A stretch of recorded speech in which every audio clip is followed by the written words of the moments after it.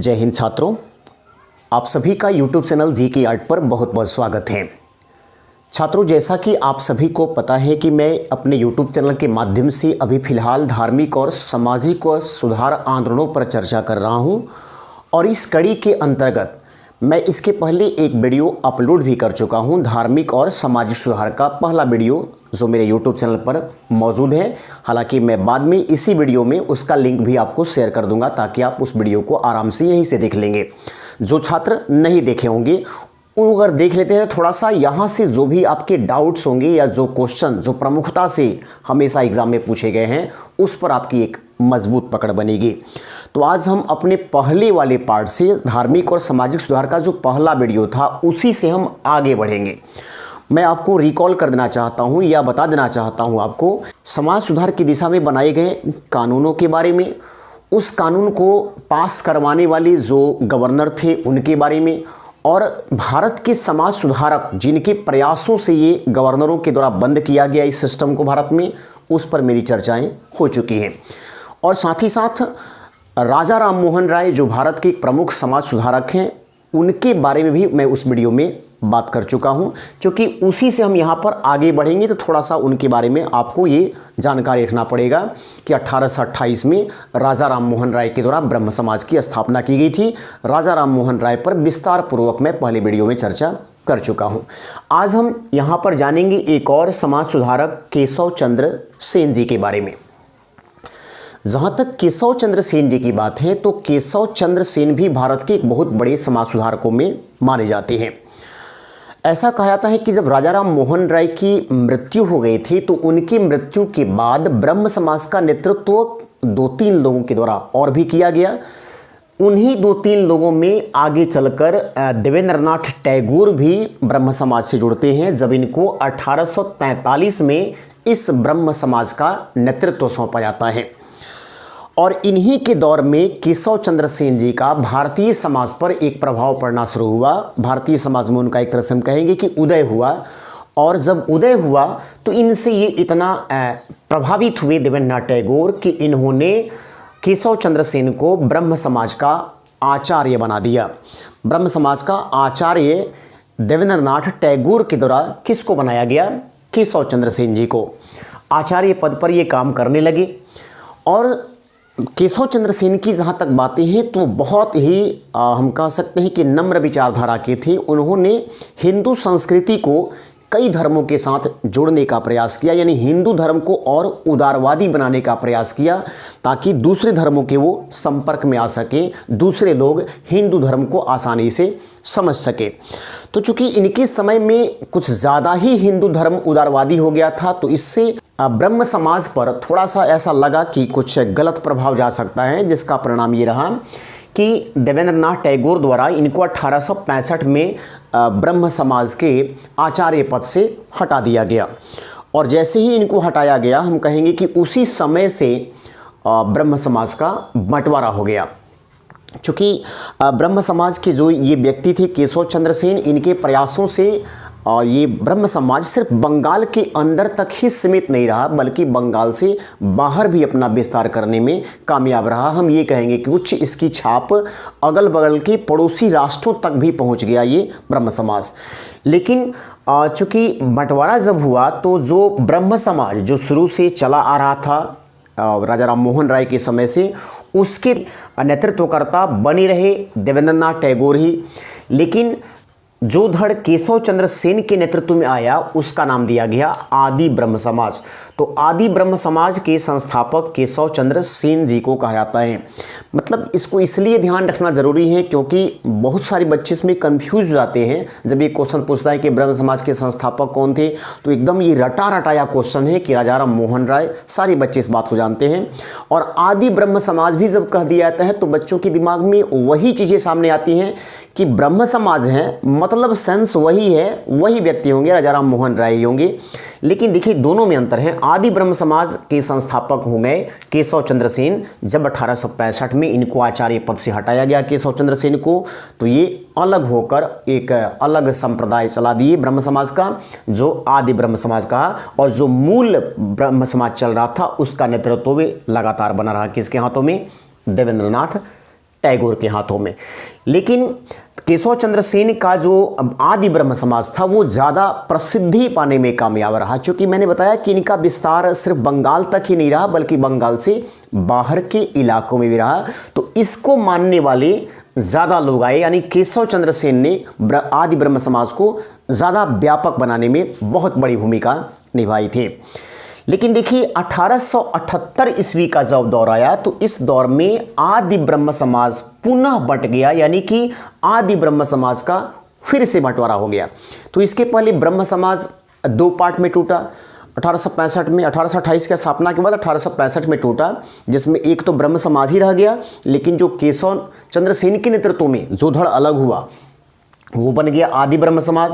और 1878 में जो इतना अच्छा चल रहा था आदि ब्रह्म समाज वो पुनः बट गया। इसका वजह ये रहा कि केशव चंद्र सेन जी हिंदू धर्म के अंदर जो बाल विवाह होता था उसका इन्होंने पुरजोर विरोध किया था, और इन्होंने ये कहा था कि बाल विवाह से मुझे ऐतराज़ नहीं है, बाल विवाह होते हैं चूँकि विवाह तो ज़रूरी है संतान उत्पत्ति के लिए, समाज को आगे चलाने के लिए विवाह तो ज़रूरी है। मैं सिर्फ इसके खिलाफ हूँ कि जो एज रखा गया है वो एज कुछ और बढ़ना चाहिए, छोटी उम्र में शादी करने के पक्ष में नहीं थे। इनका कहना था कि अगर ऐसा होता है तो जो भी लड़का या लड़की है वो शारीरिक रूप से या मानसिक रूप से पूरी तरह से अभी डेवलप नहीं रहता है, जिसके चलते उसको आगे कई प्रकार की समस्याएं आ सकती हैं। लेकिन ये ध्यान रखना है कि इन्हीं के दौर में केशव चंद्र सेन के समय भी ब्रह्म विवाह एक्ट पारित कराया गया था, जिसमें यह तय किया गया था कि लड़कियों की जो शादी का उम्र होगा वो 14 साल होगा मिनिमम, यानी 14 साल से कम नहीं होगा, और लड़कों का जो शादी करने का उम्र होगा वो 18 साल होगा। तो ये 14 साल और 18 साल वाला जो लड़कियों की शादी का या लड़कों की शादी का जो उम्र का बंधन बनाया गया था उसको स्वयं केशव चंद्र सेन ने ही करवाया था। इसी एक्ट को हम कहते हैं ब्रह्म विवाह एक्ट। लेकिन इस ब्रह्म विवाह एक्ट को भी स्वयं वही तोड़ दिए जब अपनी पुत्री की शादी मात्र 12 वर्ष की अवस्था में कर दिए। यही कारण था कि आदि ब्रह्म समाज का बंटवारा हुआ। तो ये तो हो गए केशव चंद्र सेन के बारे में कुछ बातें। आज हम कुछ महत्वपूर्ण संगठनों पर यहाँ पर चर्चा करने वाले हैं कि कौन कौन से संगठन ऐसे बनाए गए थे समाज सुधार की दिशा में, और उनके संस्थापक कौन थे और उन्होंने कौन कौन सा महत्वपूर्ण काम किया था। देखिए सबसे पहले इसमें नाम आता है थियोसोफिकल सोसाइटी।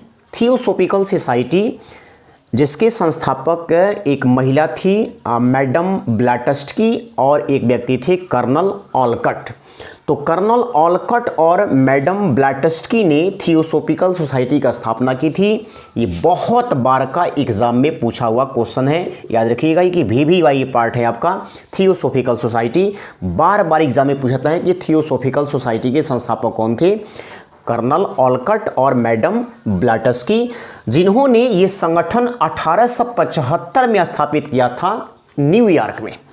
मतलब थियोसोफिकल सोसाइटी की स्थापना हमारे देश के अंदर नहीं किया गया था, ये अमेरिका में किया गया था। तो भाई इसके बारे में हमें क्यों जानकारी हासिल करना है, इंडिया वाले लोगों को तब इसको पढ़ने की क्या आवश्यकता है जब हमारे देश में ये संगठन बना ही नहीं था। बात यही थी कि ये संगठन न्यूयॉर्क में बना 1875 में, लेकिन आगे चलकर जब इसके ब्रांच एक बढ़ा तो वो ब्रांच इंडिया में आया था, और वो आपका ब्रांच 1882 में अडयार महाराष्ट्र में खोला गया। और हम कहेंगे कि आगे चलकर इसी संस्था को काफ़ी एक लोकप्रिय स्थान दिलवाने में कामयाब रही एनी बेसेंट, जिन्होंने हिंदू समाज को काफ़ी अधिक ज़्यादा विस्तारित करने का प्रयास किया। हालांकि एनी बेसेंट वो हमारे देश की नहीं थी, वो विदेश से आई थी, आयरलैंड से आई थी, लेकिन हमारे देश में आकर 1893 में वाराणसी शहर में बसी थी। और उन्होंने कहा भी था कि मैं हृदय से भारतीयों के साथ हूँ, भारतीय सभ्यता संस्कृति का बहुत अधिक मैं आदर भी करती हूँ। और आपको ये भी पता है यही एनी बेसेंट है जिन्होंने 1917 में कांग्रेस पार्टी के अध्यक्ष के तौर पर पहली बार एक गौरवशाली इतिहास बनाया भारतीयों के लिए, जब वो कांग्रेस पार्टी की पहली महिला अध्यक्ष चुनी गई थी एनी बेसेंट कलकत्ता में। तो ये 1917 की बातें हैं। 1893 में वो इंडिया आई थी, उनके आने से पहले ये संस्था आ चुका था। ये थियोसोफिकल सोसाइटी का ब्रांच इंडिया में आ चुका था, लेकिन आगे चलकर इसी संस्था को और अधिक डेवलप कराने का काम ये एनी बेसेंट ने ही किया था।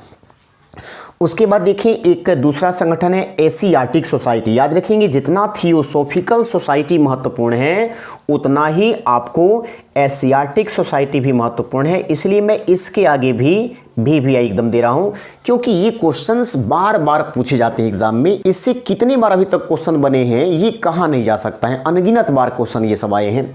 तो एशियाटिक सोसाइटी और थियोसॉफिकल सोसाइटी दो अलग अलग संगठन है। देखिए थियोसॉफिकल सोसाइटी 1875 में आया था, जबकि एशियाटिक सोसाइटी ये 1784 में आया था, यानी कि बहुत पुराने समय की बातें हैं। पहले एशियाटिक सोसाइटी आया, बाद में थियोसॉफिकल सोसाइटी आया था। तो एशियाटिक सोसाइटी की स्थापना जो करने वाले व्यक्ति थे वो विलियम जोन्स साहब थे, जो हमारे देश के नहीं थे, विलियम जोन्स ने किया था। और ये क्वेश्चन तो कई बार एग्जाम में पूछा गया है कि एशियाटिक सोसाइटी के संस्थापक कौन थे। विलियम जोन्स, जिन्होंने 1784 में कोलकाता में इस एशियाटिक सोसाइटी की स्थापना फोर्ट विलियम में की थी। फोर्ट विलियम जो कि कलकत्ता में है, इसी फोर्ट विलियम में इन्होंने एशियाटिक सोसाइटी की स्थापना किया, अर्थात विलियम जोन्स ने। उसके बाद है अगला, आपको अब देखिए जो अगला हमारा सामाजिक सुधार के क्षेत्र में बनाया गया जो संगठन था वह था प्रार्थना समाज। जहाँ तक प्रार्थना समाज की बात है तो प्रार्थना समाज के संस्थापक आत्माराम पांडुरंग थे, आत्माराम पांडुरंग। लेकिन इन्होंने भी जो प्रार्थना समाज की स्थापना की थी उसके लिए उनको प्रेरणा देने का काम केशव चंद्र सेन जी किए थे। यानी केशव चंद्र सेन के प्रयासों से ही प्रार्थना समाज की स्थापना किए थे आत्माराम पांडुरंग। तो जब ये पूछेगा कि प्रार्थना समाज के संस्थापक कौन थे तो आपका सही जवाब होगा कि इसके संस्थापक थे आत्माराम पांडुरंग। लेकिन इस समाज की स्थापना करने के लिए आत्माराम पांडुरंग को प्रेरणा देने वाले जो व्यक्ति थे, उनको सजेस्ट करने वाले जो व्यक्ति थे वो थे कौन? केशव चंद्र सेन, जिस पर मैं चर्चा भी कर चुका हूं कि केशव चंद्र सेन भारत के एक बहुत बड़े समाज सुधारक थे जिन्होंने आदि ब्रह्म समाज को बनाया था। तो ये केशव चंद्र सेन के सजेस्ट करने पर आत्माराम पांडुरंग ने 1867 में, देखिए 1867 में इसकी स्थापना मुंबई में की, प्रार्थना समाज की स्थापना। लेकिन 2 साल ठीक बाद, यानी 1867 के 2 साल बाद देखिए 1869 में इस प्रार्थना समाज में एक और व्यक्ति जुड़ते हैं, महादेव गोविंद रानाडे। और महादेव गोविंद रानाडे के जुड़ने के बाद हम कहेंगे कि ये प्रार्थना समाज और भी ज़्यादा लोकप्रिय भारत में होता है, इसको और भी अधिक प्रसिद्धि मिलती है। तो ये 1869 में महादेव गोविंद रानाडे जी भी इसमें जुड़ गए हैं। तो हम ये कहेंगे कि प्रार्थना समाज से भी 2 लोग कोरिलेट करके चलेंगे, एक आत्माराम पांडुरंग और एक महादेव गोविंद रानाडे। और इस प्रार्थना समाज को भी बनाने के पीछे चूंकि देखिए केशव चंद्र सेन जी हैं, और केशव चंद्र सेन चूंकि ब्रह्म समाज से जुड़े हुए व्यक्ति थे, तो ब्रह्म समाज का उद्देश्य ही था कि भारतीय सभ्यता और संस्कृति का प्रचार करना, हिंदू धर्म का और अधिक लोकप्रिय बनाना। तो यहाँ पर हिंदू धर्म में सुधार की दिशा में ही काम किया गया प्रार्थना समाज के द्वारा भी। उसके बाद एक संस्था है the servant of Indian society. ये भी बहुत बार एग्जाम में पूछा गया है, ये भी आपका VVI क्वेश्चन है, और याद रखिएगा कि प्रार्थना समाज भी आपका एकदम VVI क्वेश्चन है। तो the servant of India society है, इसकी स्थापना करने वाले थे गोपाल कृष्ण गोखले, जो कि महात्मा गांधी के राजनीतिक गुरु भी कहे जाते हैं। आपको ये भी मालूम होगा कि 1905 में जब बंगाल का बंटवारा किया गया था तो उस बंगाल बंटवारे के खिलाफ भारतीयों के द्वारा जो एक प्रकार का आंदोलन चलाया गया उस समय, स्वदेशी आंदोलन या जिसको हम बंग भंग आंदोलन कहते हैं, उस दौर में भी जो कांग्रेस पार्टी के अध्यक्ष थे वह गोपाल कृष्ण गोखले थे। यानी 1905 में कांग्रेस पार्टी का अध्यक्षता करने का मौका गोपाल कृष्ण गोखले को मिला था, जो कि महात्मा गांधी के राजनीतिक गुरु थे। और उसी साल इन्होंने 1905 में बम्बई में the servant of Indian society की स्थापना की। The servant of Indian society में इन्होंने ऐसे युवा लोगों को शामिल करने का प्रयास किया जो मातृभूमि की रक्षा करने के लिए कुछ भी करने को तैयार रहते थे। तो इसका मुख्य उद्देश्य था मातृभूमि की सेवा करना, यानी मातृभूमि की सेवा करने के लिए कुछ कर गुजरने की क्षमता आपके अंदर है, देश के लिए समर्पित होने की क्षमता है, तो वैसे लोगों को the servant of Indian society का सदस्य बनाया गया। और इस संस्था को बनाया किसने? गोपाल कृष्ण गोखले ने। फिर उसके बाद ये नाम तो बहुत ज़्यादा लोकप्रिय हैं, आर्य समाज। और रामकृष्ण मिशन, इसके बारे में तो खैर कहना ही नहीं है। इधर ब्रह्म समाज, ये तो हमेशा हाईलाइटेड रहने वाले प्रश्न हैं। और चूंकि आर्य समाज और रामकृष्ण मिशन से संबंधित जो व्यक्ति हैं, आर्य समाज में उसमें दयानंद सरस्वती और रामकृष्ण मिशन में स्वामी विवेकानंद, ये दोनों अपने आप में एक बहुत बड़े समाज सुधारक थे। इसलिए मैं इनको लेकर एक स्पेशल वीडियो आपको अगले पार्ट में, यानी कि मैं इस धार्मिक और समाज सुधार के तीसरे पार्ट में अवेलेबल कराऊंगा, जहां पर मैं विस्तार पूर्वक दयानंद सरस्वती और स्वामी विवेकानंद की चर्चा करूंगा। लेकिन यहां पर आप थोड़ा सा इनके बारे में जान लें कि आर्य समाज दयानंद सरस्वती के द्वारा बनाया गया था और इस संस्था को इन्होंने 1875 में भारत के बम्बई में स्थापित किया। 1875 में ये संस्था बम्बई में बनाया गया दयानंद सरस्वती के द्वारा। ये वो दयानंद सरस्वती हैं जिनको भारत का मार्टिन लूथर किंग भी कहा जाता है, क्योंकि आपको पता है कि यूरोप के अंदर मार्टिन लूथर किंग थे और वो भी यूरोप में एक बहुत बड़ा धार्मिक काम कराए थे। धार्मिक तरीके से उन्होंने संस्कृति का विकास करने का प्रयास किया, जिसका परिणाम रहा कि भारत का जो मार्टिन लूथर किंग है वो दयानंद सरस्वती जी को कहा जाता है। फिर उसके बाद रामकृष्ण मिशन है। रामकृष्ण मिशन के स्थापक जो हैं वो स्वामी विवेकानंद जी थे और इन्होंने इस मिशन की स्थापना 1896 और 97 के दौर में किया था। तो ये स्वामी विवेकानंद के द्वारा बनाया गया संस्था है जो भारत के आध्यात्मिक गुरु कहे जाते हैं। भारत के युवा पुरुष और तूफानी हिंदू के नाम से भी ये प्रसिद्ध हैं। तो अच्छी चर्चा होगी, विस्तार पूर्वक चर्चा होगी इन दोनों महापुरुषों के बारे में। मैं अगली वीडियो में इन दोनों पर चर्चा निश्चित रूप से करूंगा। आप उस वीडियो को मिस नहीं कीजिएगा, क्योंकि कंपटीशन की बहुत सारे क्वेश्चन वहां से निकल कर आपके लिए आएंगे। तो यहाँ पर एक और देखें, वेद समाज और ब्रह्म समाज, ये दोनों अलग अलग हैं। वेद समाज के जो संस्थापक थे वह थे श्री धरालू नायडू, जिन्होंने 1864 में मद्रास में वेद समाज की स्थापना की थी। और इस वेद समाज को भी स्थापित करने में इनको प्रेरणा देने का काम एक बार फिर से देखिए यहाँ पर केशव चंद्र सेन जी किए, जिन्होंने इसके पहले प्रार्थना समाज को भी लेकर आत्माराम पांडुरंग को सजेस्ट किया था कि आप इसकी स्थापना कीजिए। तो यहाँ पर वेद समाज को बनवाने वाले भी केशव चंद्र सेन थे। और ये वेद समाज नॉर्थ इंडिया में उतना लोकप्रिय नहीं हुआ, क्योंकि ये 1864 में मद्रास में बनाया गया था।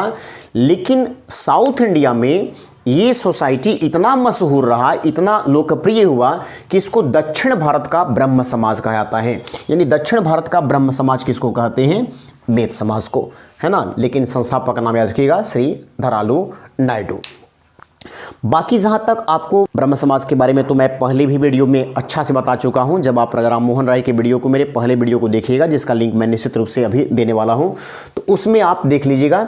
ब्रह्म समाज के संस्थापक जो थे वो राजा राम मोहन राय जी थे, जिन्होंने 1828 में ब्रह्म समाज की स्थापना की थी।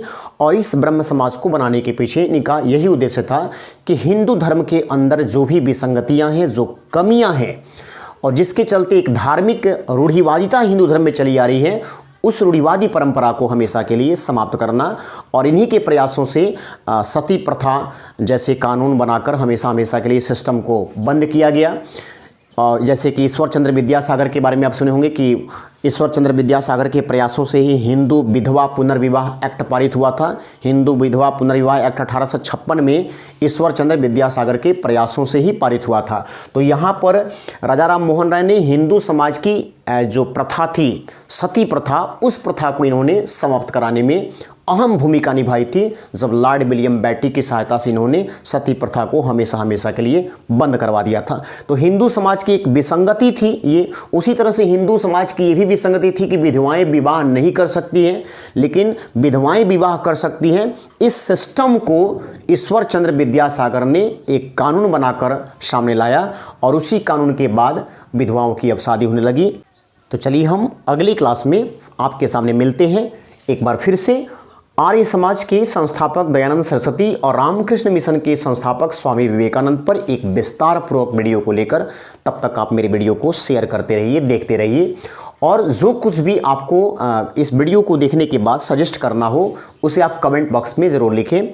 लेकिन मैं चाहूँगा विद्यार्थियों कि आप अगर चैनल पर नए होंगे तो चैनल को सब्सक्राइब भी ज़रूर कर लेंगे और वीडियो को अधिक से अधिक बच्चों के तक शेयर करने का प्रयास करेंगे। धन्यवाद।